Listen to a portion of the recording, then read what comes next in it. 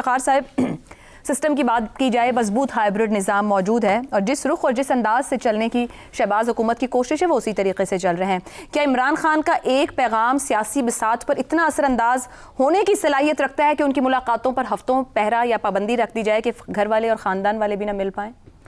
देखें, पहली बात तो है कि आप उसको पंजाब की हद तक ही महदूद ना अपने सवाल को रखा करें। हम पाकिस्तान की बात करा करें, वफाक की बात करा करें।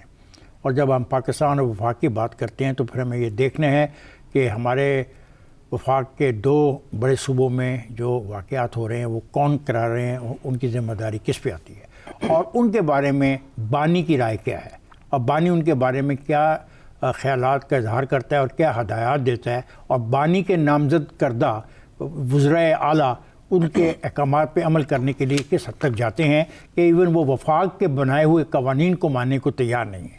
ये मामला बहुत संजीदा है। ये मामला महज इतना नहीं है कि मेरी मुलाकात नहीं हो रही। और दूसरी एक बात मैं और भी अर्ज़ करूँ, मैं ख़ुद जेलों में रहा हूँ।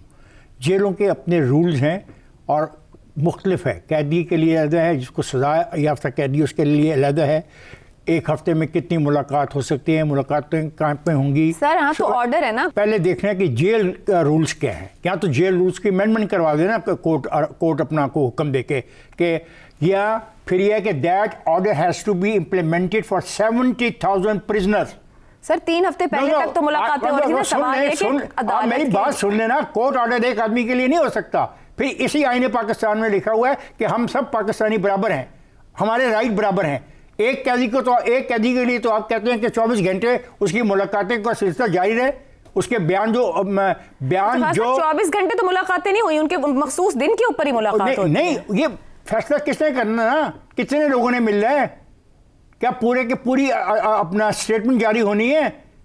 क्या उसको इजाज़त होगी वो तकरीरें करे वहाँ से? तो फिर उसको जेल में रखने का फ़ायदा क्या है? आप पता नहीं क्यों चीज़ों को कंफ्यूज करें। बिल्कुल शहजाद साहब की बात का पहला हिस्सा जो है, please let me repeat it.